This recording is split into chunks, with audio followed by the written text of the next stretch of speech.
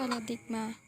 Paradigma adalah suatu cara pandang untuk memahami kompleksitas dunia nyata. Paradigma tertanam kuat dalam sosialisasi para penganut dan praktisinya. Paradigma menunjukkan pada mereka apa yang penting, absah dan masuk akal. Paradigma juga bersifat normatif, menunjukkan kepada praktisinya apa yang harus dilakukan, tanpa perlu melakukan pertimbangan eksistensial atau epistemologi yang panjang. Sugiono 2011. Dalam hal ini, epistemologi membantu kita menentukan cara pandang terhadap masalah penelitian dan bagaimana memperoleh pengetahuan atau data tersebut. Kemudian, paradigma juga sebagai suatu kerangka berpikir yang mendasar dari suatu kelompok saintis, ilmuwan yang menganut suatu pandangan yang dijadikan landasan untuk mengungkap suatu fenomena dalam rangka mencari fakta. Arifin 2012.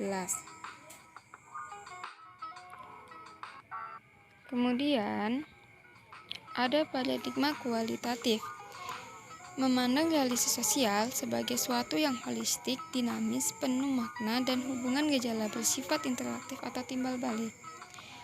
Paradigma penelitian kualitatif adalah sekumpulan kepercayaan, konsep, cara pandang, dan asumsi-asumsi terhadap realitas yang diteliti, dan cara kerja penelitian yang bersifat alamiah yang menuntun cara kerja seorang peneliti dan sekaligus menjadi acuan akhir dari sebuah penelitian yang harus dilakukan. Kemudian, ada jenis paradigma penelitian kualitatif. 1. Ada post-positivisme. Paradigma ini memodifikasi kelemahan paradigma positivisme, yaitu paradigma ini bertempat bahwa si peneliti tidak bisa mendapatkan fakta dari suatu kenyataan apabila si peneliti membuat jarak dengan kenyataan yang ada. Hubungan peneliti dengan realitas harus bersifat interaktif. Oleh karena itu, perlu menggunakan prinsip triangulasi, yaitu penggunaan macam-macam metode sumber data sehingga membutuhkan triangulasi. Kemudian, yang kedua ada konstruktivisme. Pengetahuan ini bukan hanya merupakan hasil pengalaman terhadap fakta, tetapi pada subjek yang diteliti dan bukan pada objek.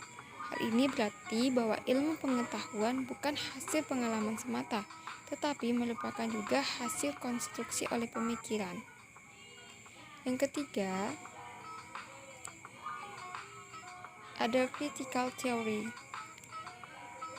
Teori kritis memandang bahwa kenyataan itu sangat berhubungan dengan pengamat yang tidak dapat dipisahkan satu sama lain, serta nilai-nilai yang dianut oleh pengamat tersebut turut mempengaruhi fakta dari kenyataan tersebut.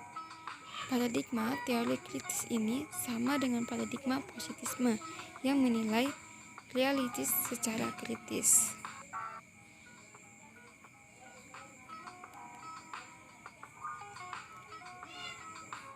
Kemudian, ada pengertian teori.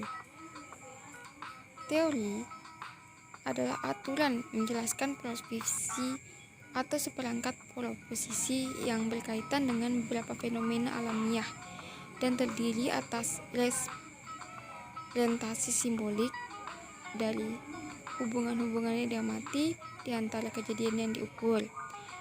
Mekanisme antar struktur dari definisi tersebut dapat dilihat bahwa kedua penulis tersebut berakar pada interaksi simbolik yang termasuk dalam kubu penelitian kualitatif, namun belum seluruhnya melepaskan diri dari pengaruh positisme dengan menyatakan adanya pengukuran definisi mereka.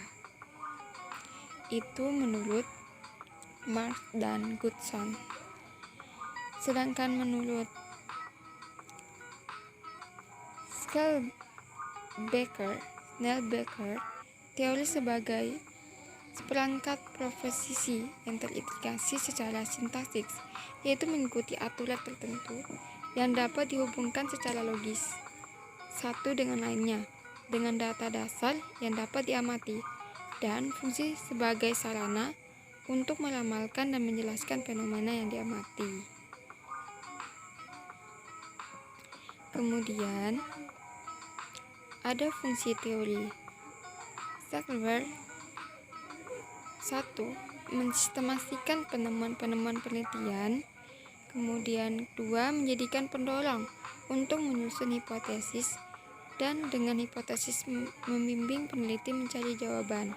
Kemudian membuat ramalan atas dasar penemuan. Yang keempat, menyajikan penjelasan dalam hal ini untuk menjawab pertanyaan mengapa. Kemudian ada fungsi teori menurut Gelser dan Taurus. 1. Memberikan kesempatan untuk meramalkan dan menerangkan perilaku. Kedua, bermanfaat dalam menemukan teori sosiologi. Yang ketiga, digunakan dalam aplikasi praktis peramalan, dan penjelasan harus memberikan pengertian kepada para praktisi dan beberapa pengawasan terhadap situasi. Keempat, memberikan persepsi bagi perilaku, pandangan yang harus dijalin dari data. Kelima, membimbing serta menyajikan gaya bagi penelitian dalam beberapa bidang perilaku. Kemudian ada formulasi teori. Menurut Gesell dan Taurus, untuk keperluan penelitian kualitatif yang dikenal dengan teori-teori dasar, penyajian suatu teori dapat didasarkan dalam dua bentuk, yaitu penyajian dalam bentuk seperangkat proposisi atau proporsional. Yang kedua, dalam bentuk diskusi teorisis yang dimanfaatkan kategori konseptual dan kawasannya. Teori substansial dan teori formal. Teori substansial adalah teori yang dikembangkan untuk keperluan substantif atau empiris dalam inquiry suatu ilmu pengetahuan. Sedangkan teori formal adalah teori untuk keperluan formal yang disusun secara konseptual dalam bidang inquiry suatu ilmu pengetahuan. Ada unsur-unsur teori, kategori konseptual dan kawasannya. Kategori dalam unsur konseptual suatu teori, sedangkan kawasan adalah aspek atau unsur suatu kategori. Hipotesis ialah suatu yang disarankan, bukan sesuatu yang diuji, antara hubungan kategori dan kawasannya. Dan hipotesis senantiasa diverifikasi sepanjang penelitian itu berlangsung. Integrasi teori artinya paduan unsur-unsur teori sehingga menjadi lebih bermakna dan lebih kompak. Dan interaksi teori itu bisa dimulai dari tingkatan yang umum, kemudian difokuskan pada bidang yang lebih khusus. Kemudian ada verifikasi teori. Pembentukan teori dalam penelitian kualitatif dapat dilakukan melalui verifikasi terhadap suatu teori yang berlaku atau terhadap teori yang baru muncul dari data. Ada pengujian hipotesis. Dari suatu teori yang berlaku dalam hal ini adalah menguji referensi kategori-kategorinya yang dilakukan dengan jalan perbandingan. Kemudian ada persoalan yang berkaitan dengan teori, yaitu persoalan generalisasi. Generalisasi dalam penelitian kualitatif lebih menetapkan pada kedalaman informasi sampai tingkatan makna daripada keluasan informasi. Penelitian kualitatif disebut transferability atau keteralihan. Maksudnya dapat diterapkan untuk kasus dan kondisi yang serupa, fokus yang berbeda. Kemudian ada persoalan kausalitas. Adalah hubungan antara suatu peristiwa atau penyebab dan peristiwa kedua, yaitu efek atau akibat, di mana hal ini merupakan suatu konsekuensi dari yang pertama. Ketiga, ada persoalan emik dan etik. Adalah dua macam sudut pandang dalam etnografi. Emig mencoba menjelaskan suatu fenomena dalam masyarakat dengan sudut pandang masyarakat sebagai etik, merupakan pandangan sudut orang luar yang berjarak, dalam hal ini siapa yang mengamati, untuk menjelaskan suatu fenomena dalam masyarakat secara sederhana. Emig mengacu pada pandangan warga yang dikaji, sedangkan etik mengacu pada si pengamat.